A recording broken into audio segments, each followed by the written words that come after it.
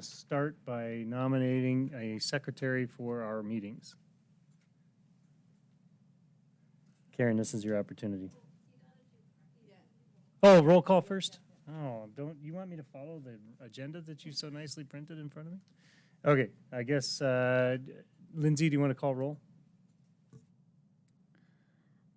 Karen? Here. Roger? Here. Steve? Here. Beth? Here. Bruce? Here. Brad? Here. Okay, we have a quorum, we will continue. So, Karen, would you like to nominate anybody to be a secretary? We don't want to do introductions according to the agenda. I'm so bad at this. You sure you guys want me to be a chairman? Well, you sure you want me to? I'm Yes. gonna have to screw Really? my paper up and start again. Let's start with introductions. Senator Beckedahl, would you like to lead us off? Certainly, Brad Beckedahl, Senator for District 1, also Williston City Finance Commissioner, and my appointment comes through the Board of Commissioners of Williston to this redistricting committee. I also serve on the State Redistricting Committee, which just sent its recommendation to the full legislature after our meeting ended today. So happy to have the input if I can. Fantastic, thank you. Karen, lead us. Yes, Karen Prout, Special Assistant State's Attorney, representing Jacon Williams, the State's Attorney. Roger Gunlickson, citizen at large, resident of Grenora, and I was selected by the smaller cities in the county. Steve Kemp, I am currently the chair of the Williams County Commission and commissioner from District 2. Beth Ines, Williams County Auditor. Bruce Crabseth, I'm representing the townships. I'm just Bruce. They call you Bruce? Okay. Is that Bruce with an R? And you're a supervisor in Winter Township, right? Yes, I am a supervisor. I'm also on the State Board of Officers Association of Township Associations of North Dakota, and a few other things. He's done it all. Okay, would anybody, not just Karen, like to nominate a secretary? Yep, I move to elect Beth Ennis, the county auditor, for secretary for the committee. Is there a second? I will second that motion. Okay, any discussion? Hearing none, Lindsay, roll call vote, or do we need to do roll call votes for this, Karen? Or do you just want to cast a unanimous ballot and blah, blah, blah, blah, blah? Or, Whatever the new secretary wishes. No. oh, she's not the new secretary just yet? We can roll call vote. Okay, Okay. Roger. Yes. Steve. yes. Beth. Oh, yeah, you're not voting. Bruce. Yes. Brad. Yes. Karen. Yes. Okay, Motion passes. perfect, thank you. Yeah, motion passed. Yeah, well, this is a once in 10-year meeting, so. Oh, I hear a railroad that just went by. Okay, so Beth, thank you for being our secretary. Well, we're moving on to discussions items now that I'm deciding to follow the agenda. Overview of redistricting process and who's handling that. So this next section, just for all three discussion items, all relate to the slides that were sent to you yesterday in your packet. And so the intention of today's meeting is to kind of give you all an overview and an introduction to the redistricting process, what the census results were, and then some high-level maps were provided that can kind of help spark and initiate the discussion for how redistricting will go. So by no means the maps that were provided in the packet are set in stone. It's just simply, again, that starting point. So I'm going to go through the slides, and then if we want to talk about the maps more in detail, Raphael Haig, who's from our GIS department, does have our redistricting tool live tonight, so we can take a deeper dive if necessary. Please feel free to ask questions as we go.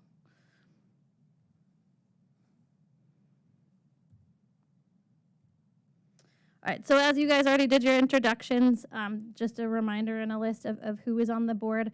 all of these items were dictated by Century Code, which is how we compiled the board. And again, everyone is a voting member, but Beth, as the county auditor, is an ex officio non-voting member to be able to bring the knowledge of precincts and things of that nature, and is now the secretary, which she's excited about. So the role of the board is to actually change the boundaries of the county commissioners' districts in accordance with Century Code. You all are the final deciding factor. This does not, the plan does not then go to the Board of County Commissioners. It is in your hands. Ideally, the redistricting process does follow township lines where practicable. We try to keep them compact and informed, so they can't be, disparate, they can't be scattered. There has to be some order that's put into them. And then really the most important part is the substantially equal part. So each district needs to be about plus minus 10% from the average population per commissioner. And that's simply determined by taking the county's population and dividing it by the 5 county commission districts. If you are unable to complete it using these steps, there is a kind of provision for how that would go, but this again is the ideal aspect of that. And a copy of Century Code for this chapter was also provided in your packet. And Karen loves talking about it, so if you have questions, she's here. So per Century Code and actually the Williams County Home Rule Charter, Williams County has to have 5 commission districts. So that part does need to be retained in this redistricting process. You can't change the number of districts. And then it also cannot go to at-large because the Home Rule Charter does specifically state that there are 5 commission districts with 1 commissioner living in each district. And the only way to change our Home Rule Charter is actually by public vote. So it would take an extensive process if you did want to end up going that route. So from a timeline perspective, this was kind of an odd year for the federal U.S. Census Bureau. Every 10 years is when the census is completed, but typically results are released each spring. But due to delays of COVID, the results weren't actually released until this summer. And so that really puts us in a time crunch for what the North Dakota Century Code says has to happen to be able to have a redistricting plan completed by the end of the year. So the middle of August is when they initially released these data, and in the middle of September, they just released them in a quote-unquote easier to use format. But Century Code says that within 3 months of that official publication is when the chairman of the redistricting board has to call a meeting. So that's today. We're fulfilling that requirement. Over the next couple of weeks is when you all will be able to meet to be able to discuss the redistricting. Today is considered a special meeting because it's your first meeting. But at the end of this meeting, you'll have the opportunity to set the remainder of your meeting schedule as best as possible to be able to complete the process. Technically, no later than November 21st is when the notice of a public hearing has to be published in the county newspaper, which is the Williston Herald. So the purpose of that public hearing, which has to be held no later than December 1st, is to present the final redistricting plan to the public. So really, you kind of have to have something together by the middle of November. And there's a lot of opportunity to, put some drafts together and whatnot, but that final plan is what has to be reviewed with the public. And that public hearing has to be held at least 30 days prior to the plan being filed. So in the event that that ends up not being the final plan and we wait until the absolute last minute, we might be kind of in a pinch. And the reason that the final plan has to be filed at the end of the year is to take into effect by the next election year. And again, because of this home rule charter piece that is built in, you don't have the option of not submitting a redistricting plan. The plan has to be submitted. The other piece of this is in terms of voting precincts. Precincts have to be set by the end of the year too. So if you wait until the very last minute to set your new districts, it kind of puts the auditor's office in a bad spot for putting the new precincts together. But that's also why the auditor is on the board, hoping to try to kind of do this all in tandem. And Brad and I have been in communication over the past couple weeks, as well as the state has been doing their redistricting, and we've been able to get some information from there, so we can also kind of help jive with the legislative part of it. Does anyone have questions about the timeline? Okay.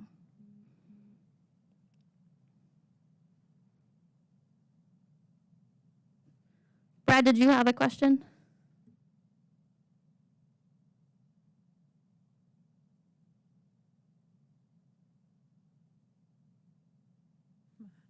I have a quick question.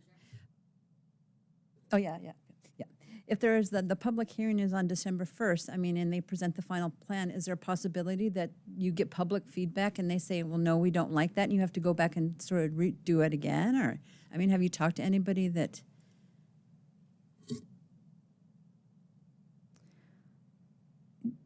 You mean in terms of, say you have the public hearing, the public is upset about it, and you want to go back and change it, but you've kind of run out of time type of thing?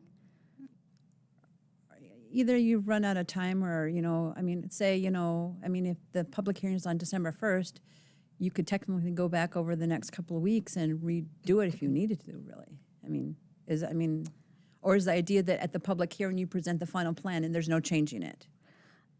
I mean, that's maybe something that you and I should look at in terms of what final is. I mean, the way that Century Code is written is that the final plan is what's presented at the public hearing. So I don't know how much back and forth. In terms of talking to anyone else about things, that's the other hard part of all this, is because it only happens every 10 years and things change in 10 years. No one remembers anything. So yeah, that's something to take a look at. Okay, I'll make a note of it. Can I make a comment? Absolutely.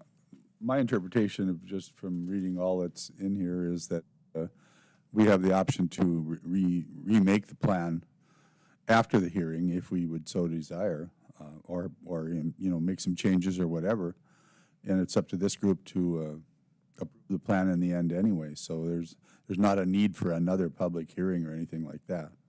So. I guess I will take one thing back. What I was able to find from what happened 10 years ago, they had the public hearing in the morning, and then they had their meeting right afterwards to approve it. Because, again, if you have your public hearing on the 1st, by the public hearing has to be 30 days before. Yeah, because you can file before the end of the year. I don't know the cycle. I don't want to be the one to say what the cycle of final plan means.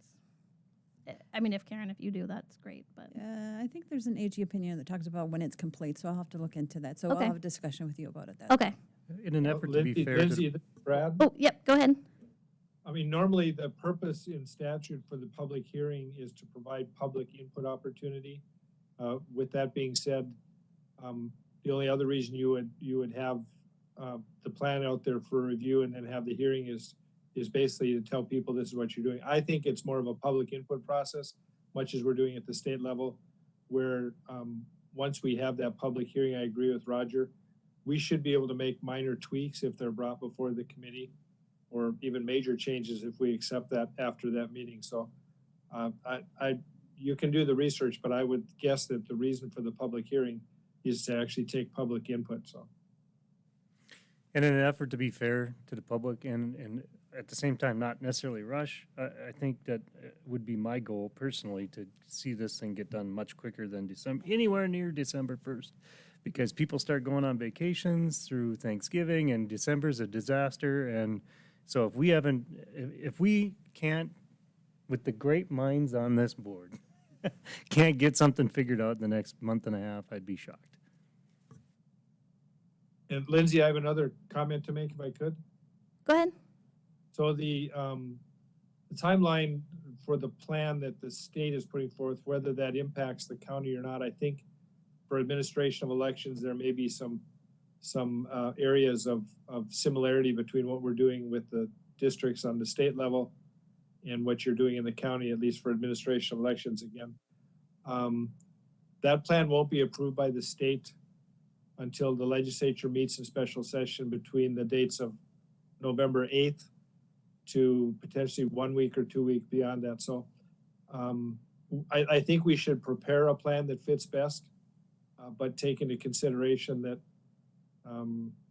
if it's based in any way on the state plan, that there may be changes right after that. So to your point, Chairman Kemp, we may be a little bit rushed just because of that process too. But if we make this plan completely independent of the district plans that are out there for the state legislature to approve, then I don't think that has any impact. So I'm not saying either way. I'm just telling you that there is a timeline involved in the state approval for districts and that election too as well.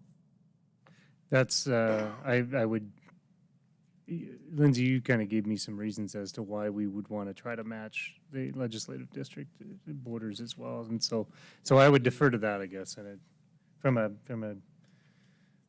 Because we can always try, I mean, one thing that it does make things a little bit easier this go around is the school district reorganization, and not having as many boundaries with that. And through the scenarios, we're able to actually shore up some of the rural school districts as well. And we're going to do at the end of the day, you can do the best you can. And there is when we look at the maps, you'll kind of see where the new district that has been proposed, that boundary goes through the middle of town. And so we can do the best we can, but there's going to be some splitting between districts kind of no matter what. And honestly, at this point, there wasn't a scenario that Raphael and I could come up with that District 5 wasn't in all 3 legislative districts. It's just, kind of the way it ended up shaping up. So, that's good to know about the schedule from the legislative end of things, and when they would be final, but we'll just all kind of try to do the best we can with the time that we've got, so. Senator Beckendall, when you, in your estimation, if you come in with a recommendation to the legislature, do you anticipate a long drawn-out process and potential changes to those recommendations? Or would you suspect is it I guess without sounding incompetent, at the risk of sounding incompetent, is it just a rubber stamp thing? Or does it end up being quite a debate in the legislature? Mr. Chairman, there were objections to the plan that we've proposed to legislative management to move forward to the legislative session. The committee made some very minor changes. I'm told that in the last cycle in 10 years ago, for the last cycle when this was done redistricting like this, that there were some minor tweaks during the legislative session as well. No major changes at that time, but it doesn't mean that couldn't happen. But any major changes obviously blow up the map to the degree that we have just spent the last month working on. That is going to lengthen the session considerably to have that done. Ultimately, we want to do what's right. And I guess my point in saying that is that the history tells us there would be only probably minor tweaks to what's proposed to the legislative session. But once we're in session, it's anybody's guess what can happen at that point. So, thank you very much for that feedback. And I guess we'll just do the best we can to try to line things up, and we'll go from there. So I have 2 questions, if I could, Chairman Kemp, as well. Of course. So, Lindsay, first question, and maybe this is for Beth as well, or Karen, I'm not sure, but the December 31st timeline, I'm told that that's a requirement that the counties have to have on file. They're not just the commissioner districts, but the election precincts. Is that correct? And if that's correct, do the commission districts have individual precincts like we do in the city as well? Because I don't know that. I've never voted in a rural district precinct. Do you want to repeat that again? I missed the last part of it. So like in the city, we have voting precincts, and I was told that the December 31st, 2021 deadline for the auditor's office was not just for the commissioner districts, but also for the voting precincts. Is that correct, Beth? Yes. And then my next question was, do the rural areas of the county, besides having a commission district, also have precincts like the city does? Yes. Okay. Wasn't familiar with that. Thank you. Because precincts are also based on school districts. So it's school districts, your political subdivision.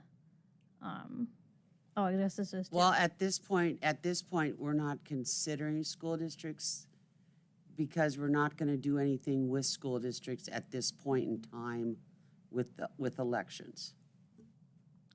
In terms of 2022 is not an election year for school districts.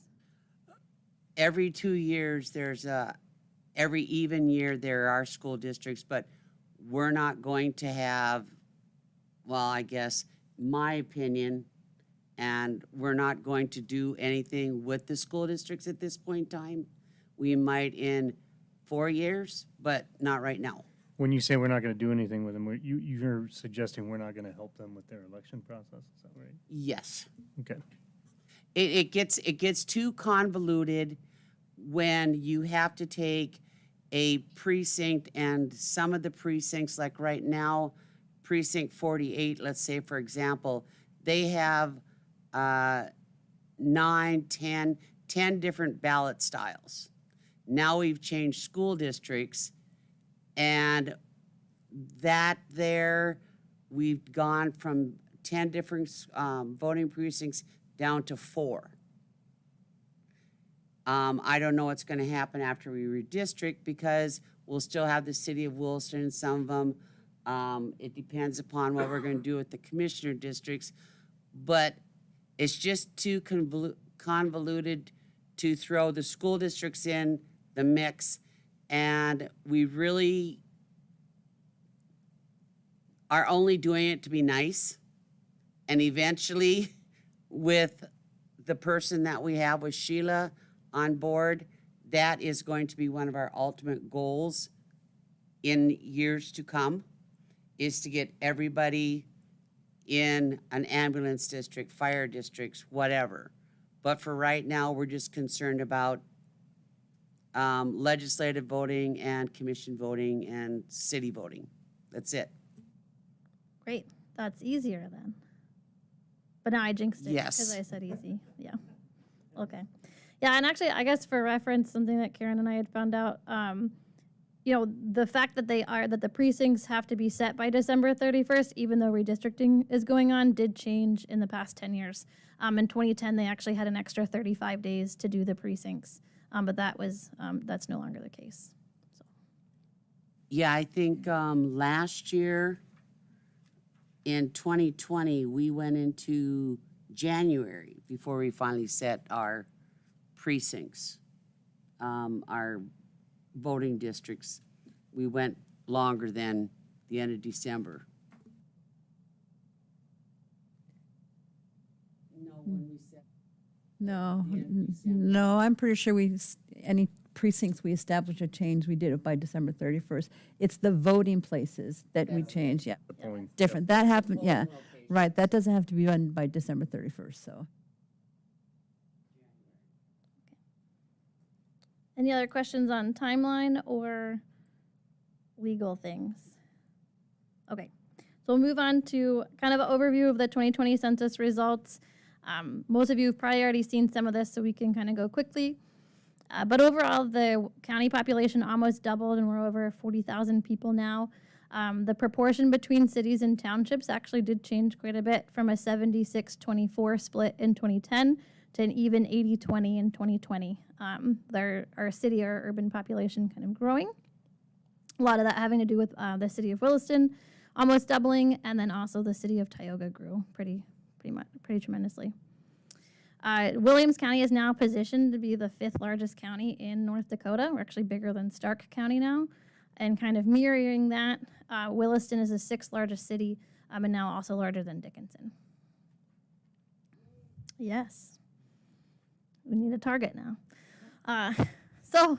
Overall, of our 8 cities, 5 of them increased in population, even just with Wild Rose with a handful. Tioga added almost 1,000 people. Ray added about 150. So our smaller cities did see some good growth as well. And then 3 cities decreased in population. I did have a conversation with the auditor from Granora.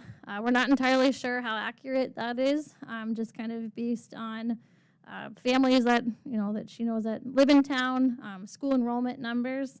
And so at the end of the day, some of these differences do kind of come down to people not completing the census. And this was a difficult time again because of COVID.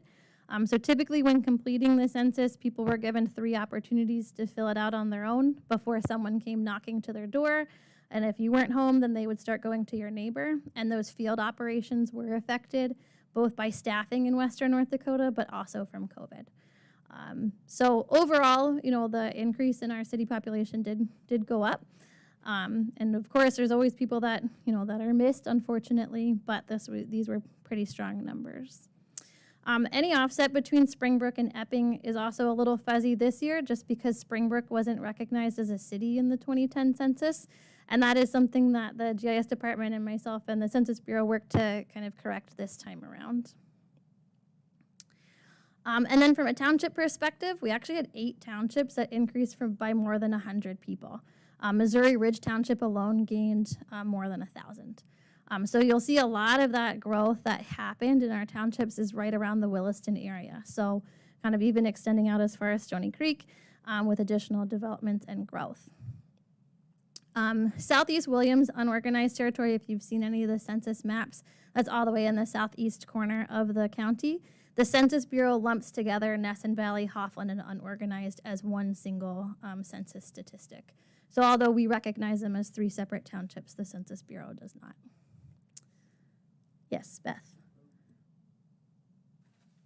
There's possibly going to be a petition sent in. I don't know how that's going to affect us, but Dry Fork is getting signatures right now as we're speaking to combine with unorganized.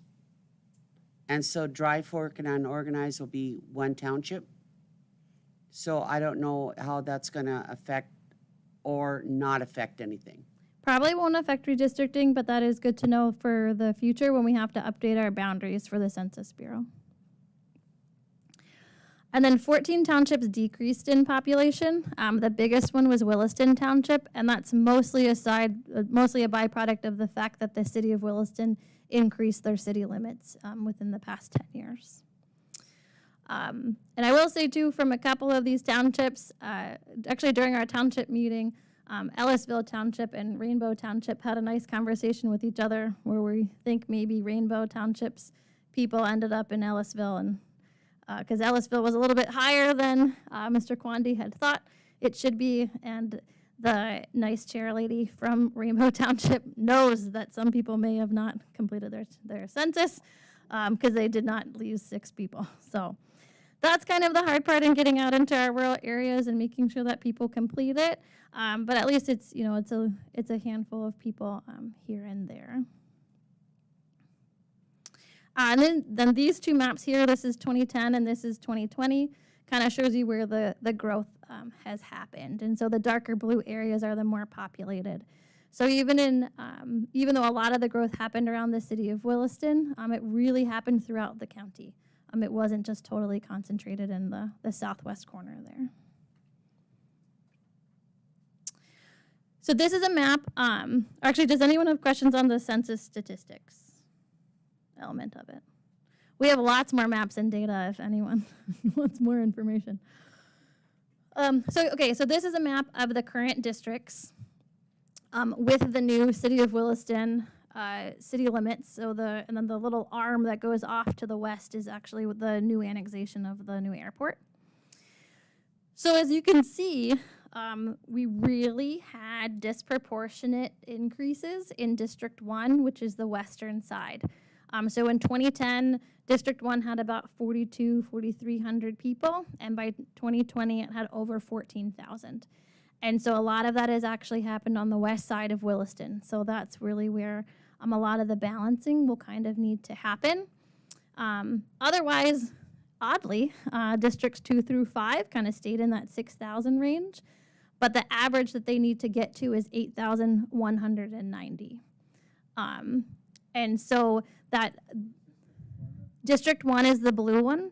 Yep, so District 1 is blue on the west side. District 2 is green. And then District 3 is the 2 brown rectangles kind of in the middle of the city of Williston. District 4 is the orange area on the east side of the city of Williston. Yep. And then District 5 is the eastern half of the county of purple. And so the red table shows the deviation from that new ideal district size, which again is the 8,190. So for the ideal redistricting, things have to be plus minus 10%. Everything's kind of in the 30% difference with the exception of District 1, which is off by 145%. So there is quite a bit of balancing to do. So the example redistricting maps that we have, there's options A, B, E, and F. There was a C and D, but they were really bad, so we're not even going to show them to you. But the intention of these is a high-level look at kind of where things needed to change just to make the numbers happy. These are not set in stone. These are just meant to be kind of starting conversation points. So I'm going to go through just the 4 of these, and then if we want to dive deeper, again, Raphael has the tool, and we can look. Our intention tonight isn't necessarily totally to get way too in the weeds, because there's a lot to think about here. So I'll just kind of, Mr. Chairman, I'll leave that up to you of how in-depth we want to go, and how much you want to talk about it, or we just table for the next time. And a reminder, too, at the end of the meeting, we want to try to set your future meeting dates. Sure.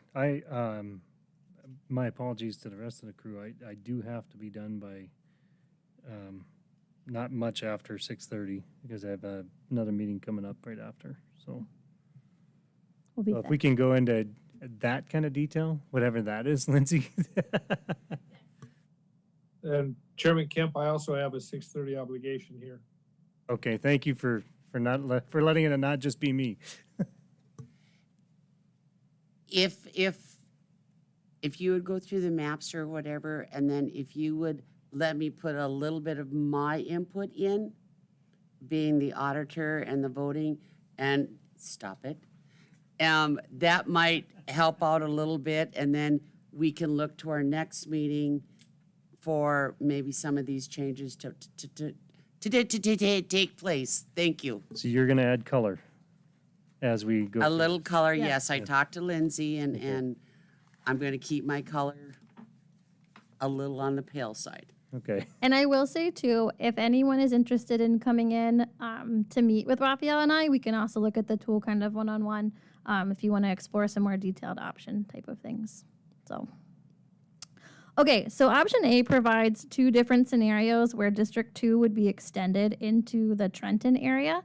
So again, with a lot of the development and increase of population happening on the west side of Williston, and Districts 3 and 4 being relatively quote-unquote district locked, like there's not a whole lot of room for them to go unless you totally redraw everything. District 2 is kind of our swing district. So A and A2 are the scenarios with District 2 extending down into Trenton. The difference between 2 in that case is really how much it extends into the city of Williston and how much that affects District 4, which is the purple thing that looks like Texas in the option A. The other thing that this corrects is that the current boundary of District 5 follows Highway 85 and not a township boundary.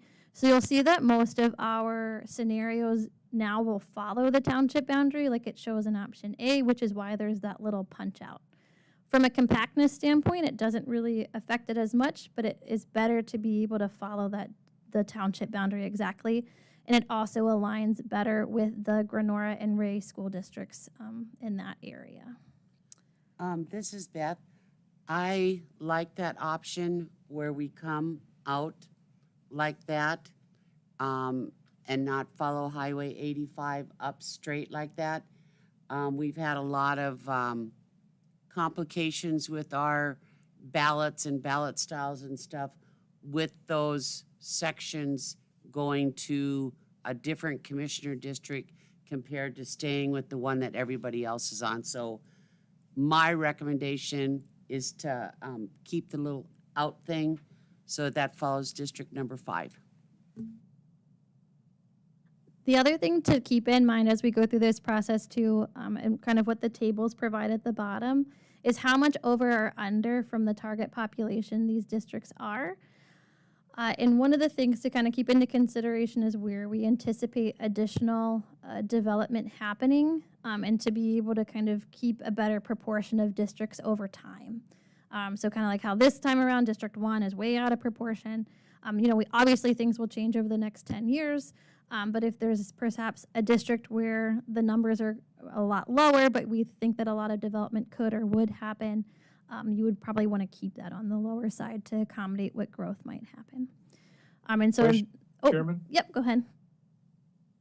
I guess my question is kind of generic, but is the goal of these options you're presenting, is the starting goal to keep as close as possible the existing commission districts? It is a good goal to have, in terms of what people are typically, with our communities of interest, how people are grouped together, and where things lie. There definitely is an option to completely blow up all of the lines. I will say one of the options that we have on hand, if you want to see it, but we didn't present, is trying to change districts 1 and 5 to be east-west instead of north-south. And essentially, we do that, District 5 is almost the entire county. So we don't have a whole lot of options just because of where people live in the county. And so naturally, this has kind of preserved somewhat of the boundaries, but there is some change. I don't know how good of a response that was, but. Well, no, I just wanted to know what your starting point was, because I think when we looked at redistricting on the state level, that was less of an issue than protecting political subdivision boundaries, county lines. We looked less at current existing districts and the incumbencies that exist there. To some degree, it turned out that there's a lot of those preserved anyway. But I just wanted to make sure that this is being presented with the goal of maintaining the current boundaries or the current district options as they exist today, because that's what it looks like to me. So. One of the things that has been a little bit of a challenge is with the density within the middle of the city of Williston and some of those census blocks. So a census block is the smallest demographic area that the Census Bureau collects population data, and it's something that they determine, not something that we do.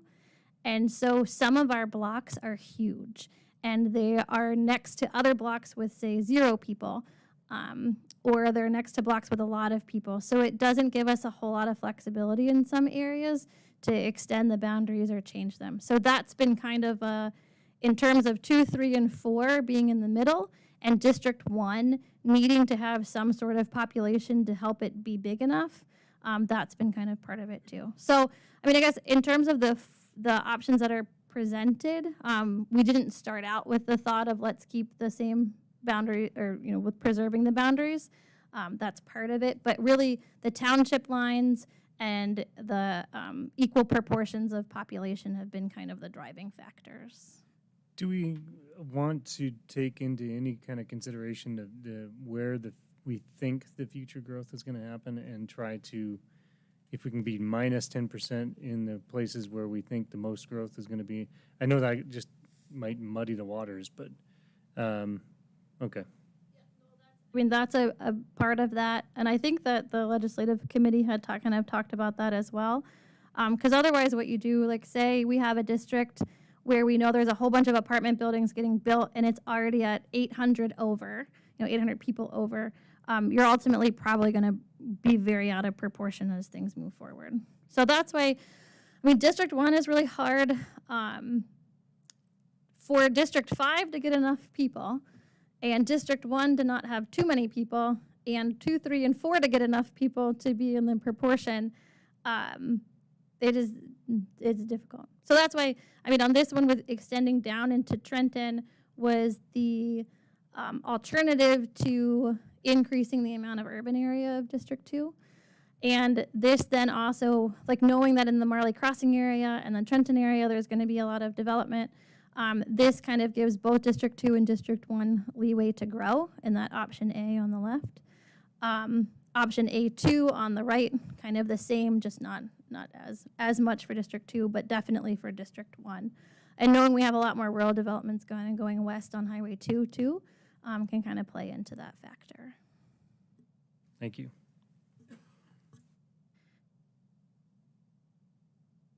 moving on. So then option B is if District 2 just extended further west as opposed to south to pick up Trenton. Mostly just because it worked with the numbers. What this does do though is District 2 is about 500 people under the deviation, which is still within the bounds. None of these options are outside of the bounds. They all fit plus minus 10%. But it again would allow that a future additional growth along Highway 2, but the same for District 1 as well, just because it's only 51 people over. It also gives District 3 and 4 more opportunity to grow, which could very well happen. With the fact that COVID happened around the same time as oil crashing and a lot of people moving out of apartments, and there's so many apartment complexes within District 3 and 4, it's not easy to quantify how many people we might have missed, but those areas could already also very well be undercounted starting out. And so in keeping that target deviation quite low, kind of gives you an option for keeping it a little bit more proportional. But the numbers here are a little bit different with District 2 being as far under as it is. And again, you'll see at the top it has that punch out, and again, that's to follow the township boundaries.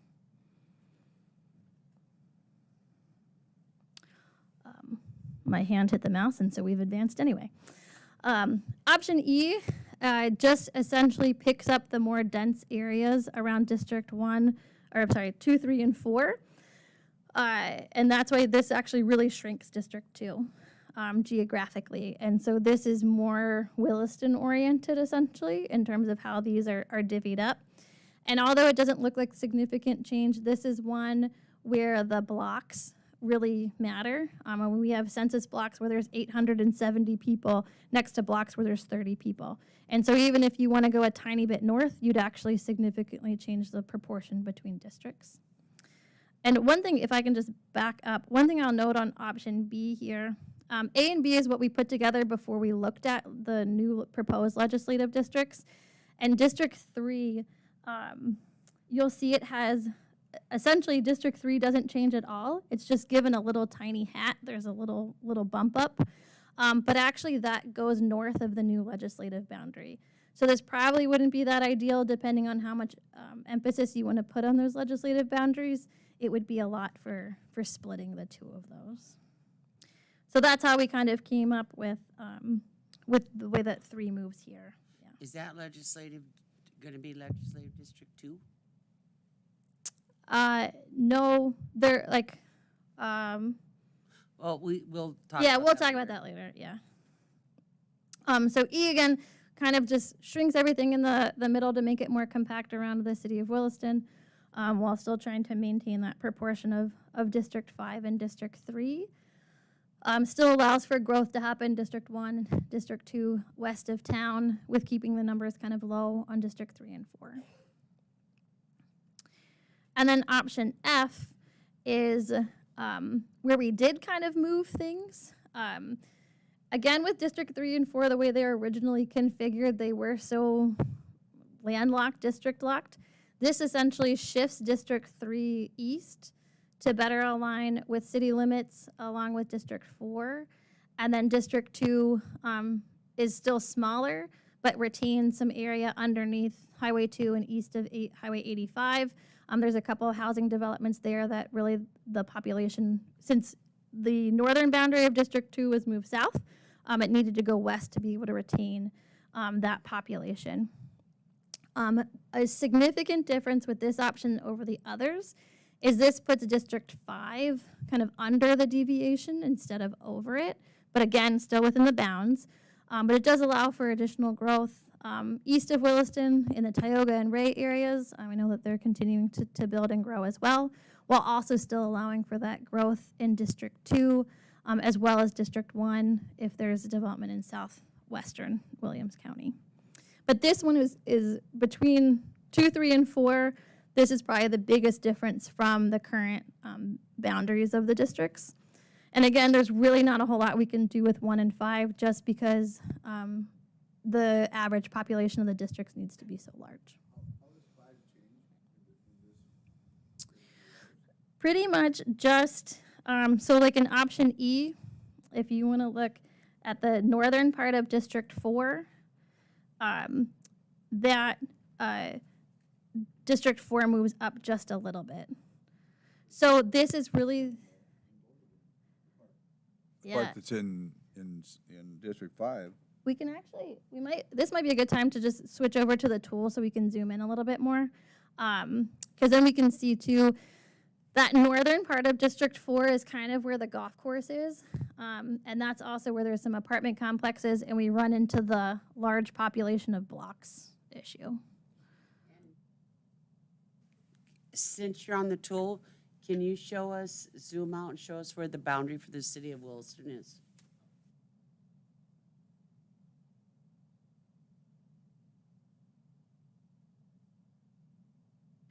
And just for reference to the current commission districts, at least a little bit of all of them are within the city of Williston boundaries.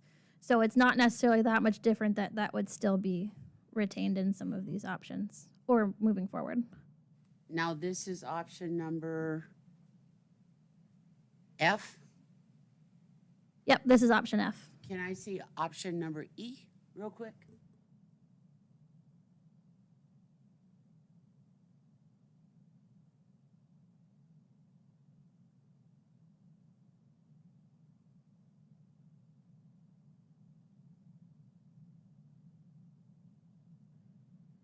So this one, the difference between E and F, you'll see that northern boundary of District 4. Raphael, is there a good way to do a side by side or no? Okay.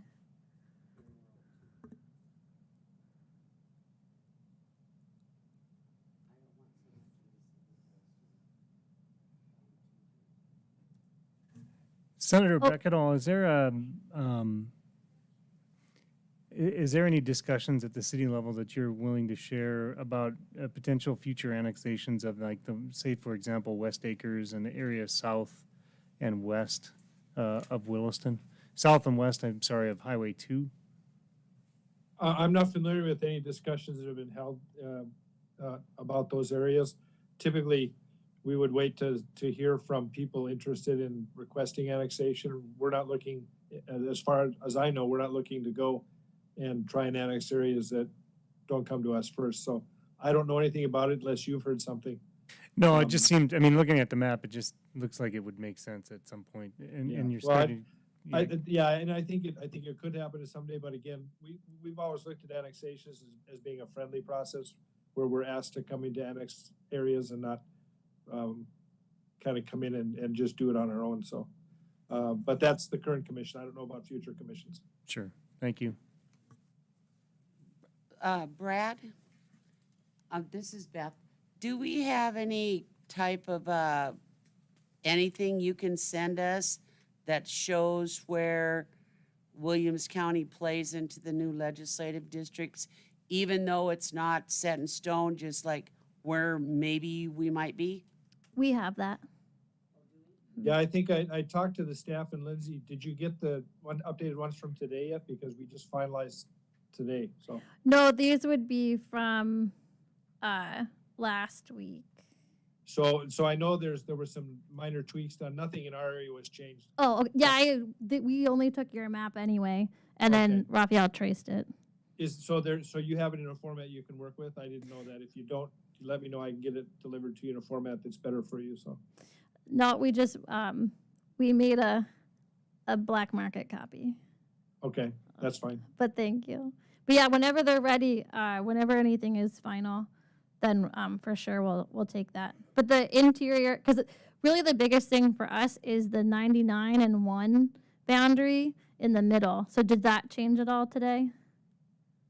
No. Okay. So what you're showing for District 1, legislative District 1 is the yellow blocked area, I think? Yes. Yep. That stayed the same. Okay. So District 4, as you have it here, would cross over from legislative District 1 into legislative District 23, which is the new number. Yep.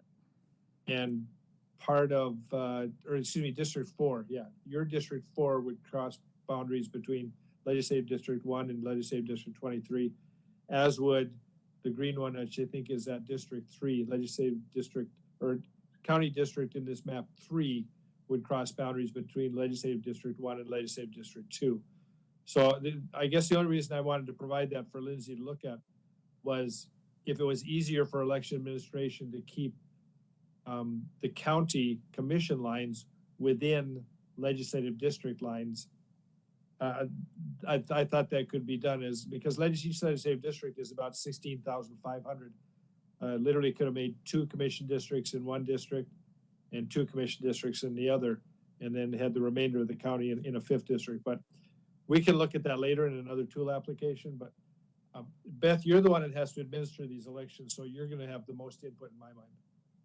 Thank you, yeah.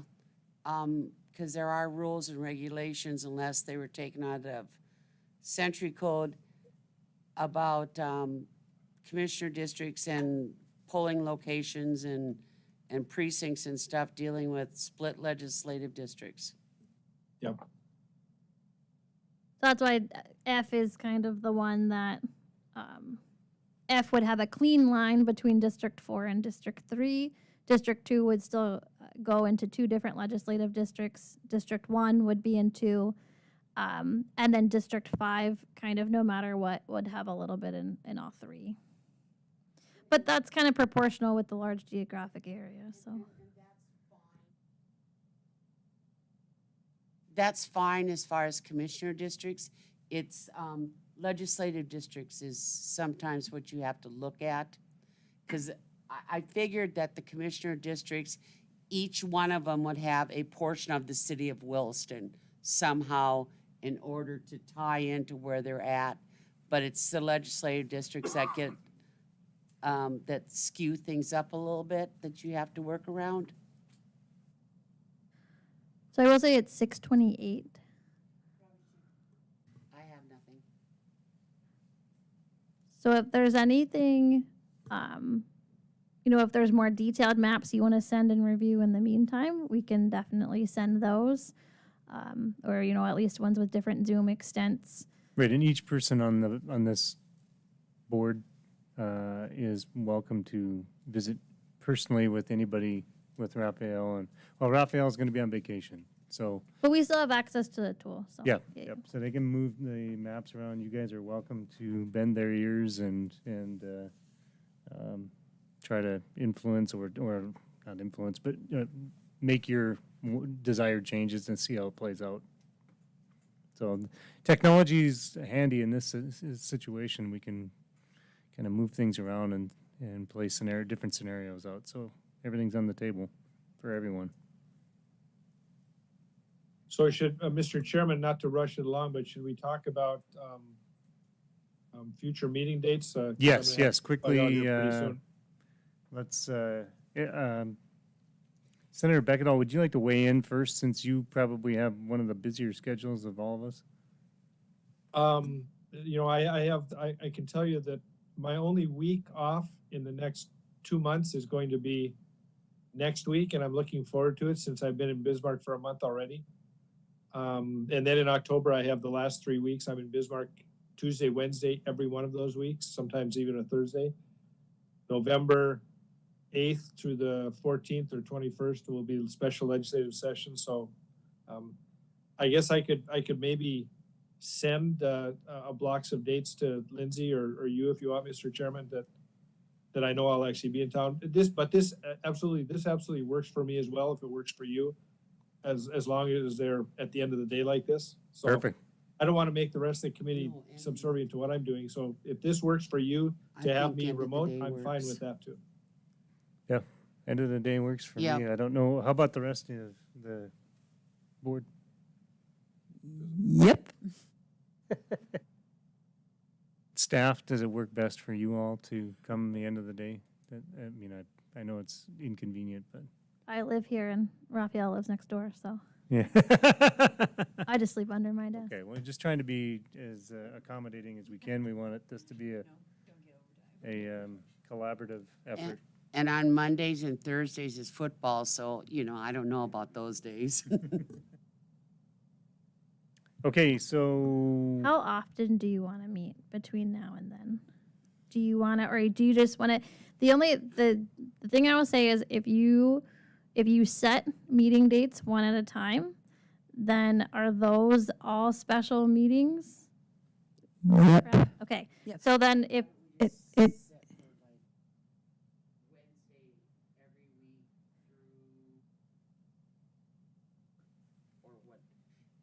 You know, it's a lot of time. Can we, Yeah. yeah, we can cancel them, can't we we? can cancel. You can always yeah, cancel. it's easier to cancel rather than, yeah.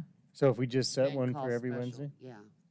is that's pretty aggressive schedule. That's a very aggressive schedule. Every week, how about every other week? I mean, is there some reason why we want to meet every single week? Oh, or no, I just to push didn't this mean along? every week. I was just giving you that as an example. Okay, You know, I would say my preference is I think if we meet every other week on Wednesdays, when Brad sends his schedule to Lindsay, and then if we don't have anything different, then we can just cancel, or if the legislature hasn't given Brad stuff to give to us that changes anything dramatically, then we can always cancel the meeting, and then have them like at 5:30 at night would work.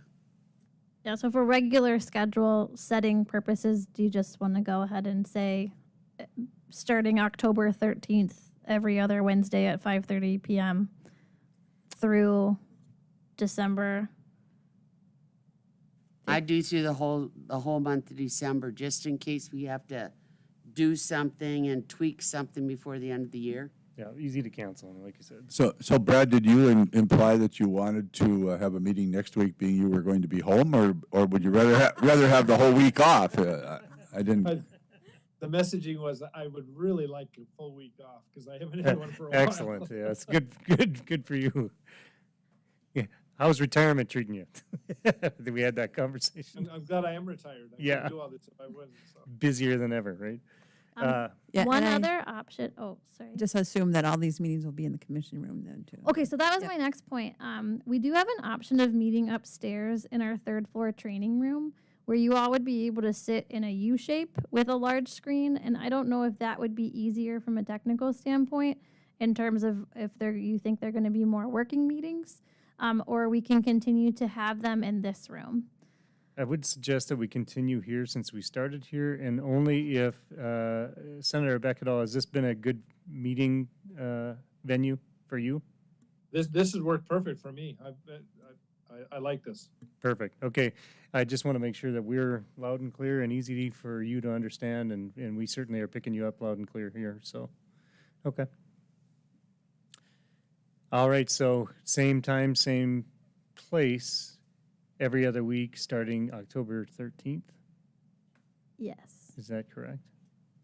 Yeah, I think That he's doesn't- forming one. That doesn't include the Wednesday before Thanksgiving though, does it? If you want to check real quick. Yeah. Probably don't want It would be the 13th, the 27th, the 10th. It is the Wednesday before Thanksgiving. So we Okay, could say then- minus. Yeah, minus that one, yeah. Okay, so let's, we good? So we need a motion to set the regular meeting schedule of every other Wednesday, beginning October 13th through the end of the year, minus November 24th. So moved. Is there a Second. s- Okay, perfect. Any discussion? You mean minus November 27th, I thought you said. Yep, all right. Any additional discussion? Makes sense, because if we're starting October 13th, 14 days. Sidebar conversation afterwards, you guys can figure that part out. Yep. Okay. Roll call vote, please, Beth. Bruce, Yes. Brad, Yes. Steve, Yes, Roger, Yes. Karen. Yes. motion passes. Okay, have we accomplished what we are here to do? Then with everybody's agreement, let's adjourn. Got it. Thank you all. Thank you, Brad. Good luck. Have a good week off next week. Yeah, thank you.